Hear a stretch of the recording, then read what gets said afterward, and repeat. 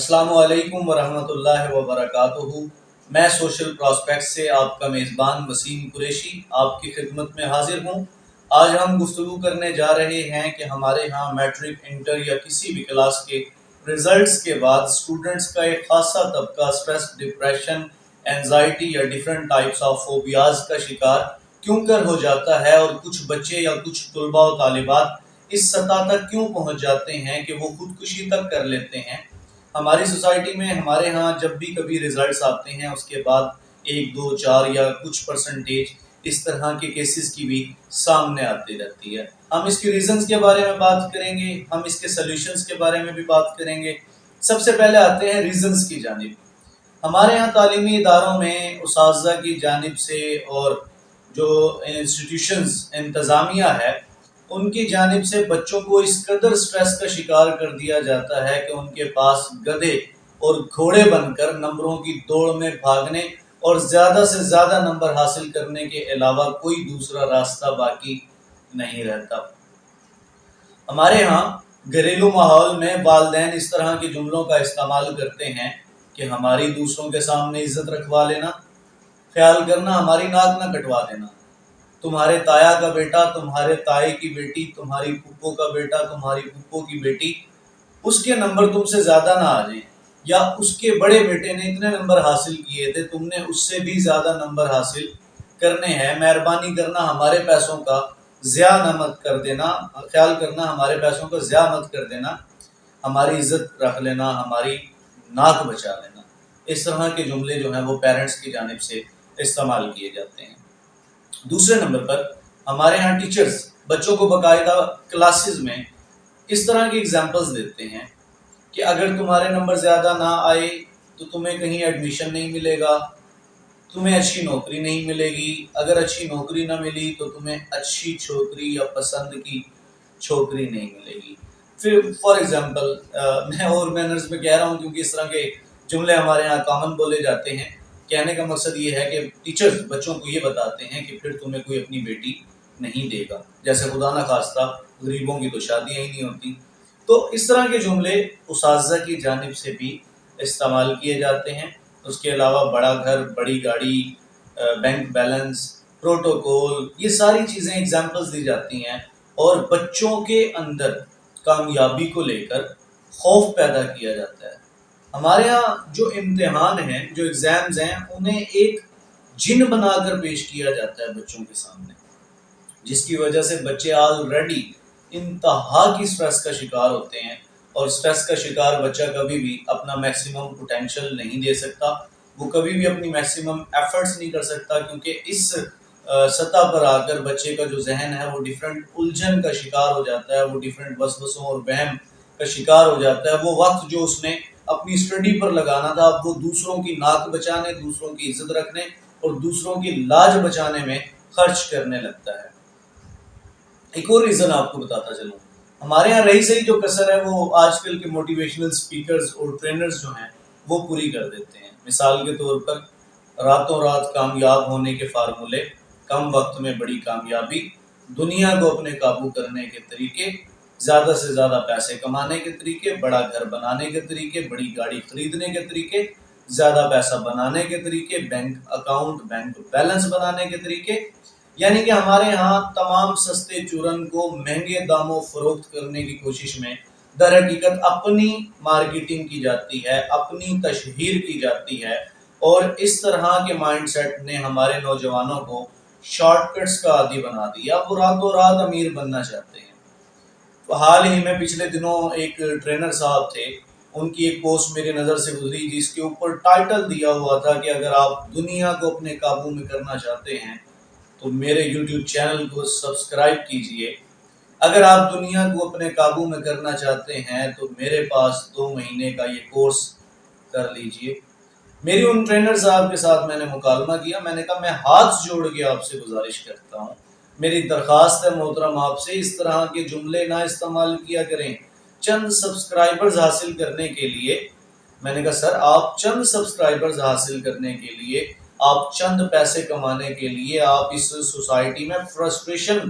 Create کرتے ہیں، آپ نوجوانوں کو فرسٹریٹڈ کر دیتے ہیں، آپ نے ان نوجوانوں کو سٹریس اور ڈپریشن میں مبتلا کر دیا ہے۔ اس طرح کے جملوں کا استعمال کر کے، تو رہی صحیح کسر جو ہے وہ ہماری اس سائڈ سے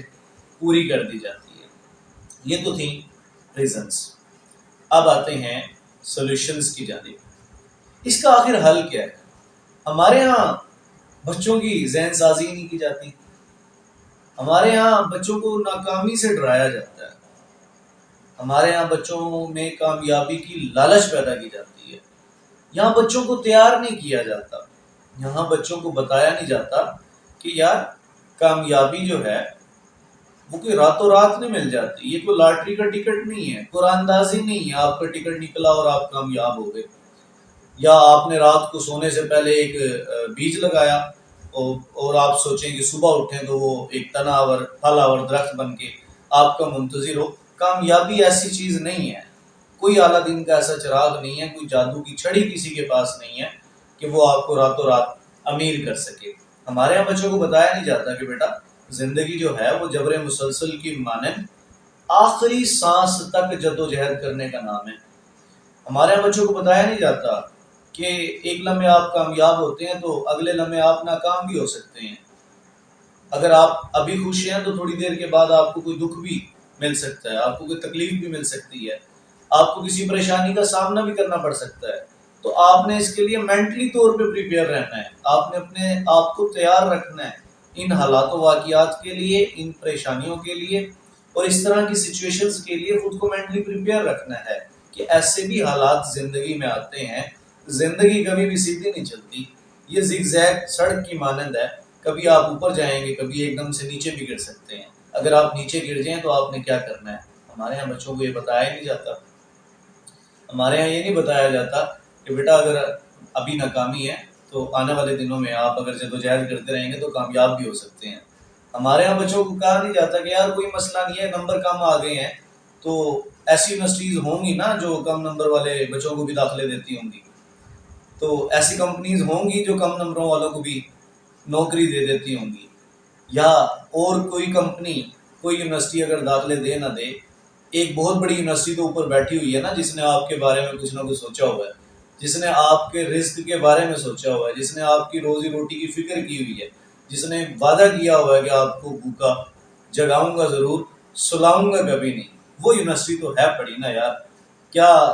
کم نمبر والے کامیاب نہیں ہو سکتے؟ آپ کو میں ایک بڑی مزے کی بات بتانے لگا ہوں۔ ہمارے یہاں پروفیسر اسسٹنٹ پروفیسر تھے ڈاکٹر محمد آصف حنیف صاحب،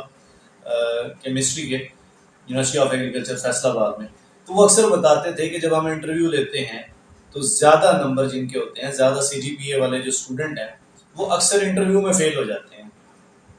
لیکن جو کم نمبر والے یا جو میڈیاکر اسٹوڈنٹ ہوتا ہے وہ انٹرویو کو آسانی سے کلیئر کر لیتا ہے۔ ہم نے کہا سر اس کی کیا ریزن ہے، ایسا کیسے ہو سکتا ہے؟ ہم تو یہ سمجھتے ہیں کہ جو ٹاپر ہے وہ آسانی سے انٹرویو کلیئر کر سکتا ہے۔